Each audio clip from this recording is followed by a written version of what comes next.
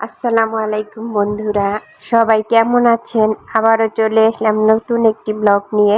আজকে মূলত যে কাজটা করব সেটি হচ্ছে যে পেঁপে গাছগুলো লাগিয়েছিলাম। আমি যখন পেঁপে গাছগুলো লাগাই তার ভিডিও আগে দেওয়া হয়েছে। আমরা যখন ছোট্ট পুকুরটা খনন করি তার শুরু থেকেই আমরা পেঁপে গাছগুলো লাগিয়ে দিয়েছিলাম। তখন একদম ছোট ছোট ছিল। মাশাআল্লাহ, এখন কয়েকদিনে গাছগুলো অনেক বড় হয়ে গেছে। এখন মনে হয় 15 থেকে 18 দিন হয়েছে। গাছগুলো অনেক সুন্দর হয়েছে মাশাআল্লাহ। আজকে গাছের গোড়াতে মিক্সার ব্যবহার করব। সেজন্য আমি গাছের গোড়া থেকে 2 ইঞ্চি দূরে দিয়ে মাটি সরিয়ে দিচ্ছি।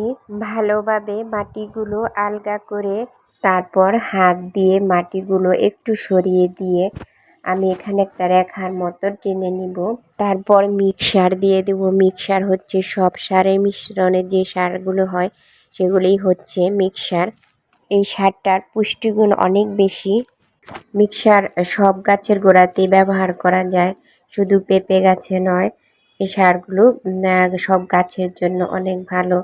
আমি এভাবে করে যত গাছ আছে সব গাছে গোড়াতে সারগুলো দিয়ে দিব। গাছে সার দিতে হবে বিকেলের দিকে। বিকেলে সার দিয়ে তারপর ভালো মতো করে একদম ভরপুর গাছের গোড়ায় পানি দিয়ে দিতে হবে। পুকুরেও পানি দেওয়া হচ্ছে। আমরা রিসেন্টলি মাছ ছেড়ে দিব। কি মাছ ছাড়বো, কোথা থেকে এনে ছাড়বো, ইনশাল্লাহ আপনাদের সাথে সব শেয়ার করব।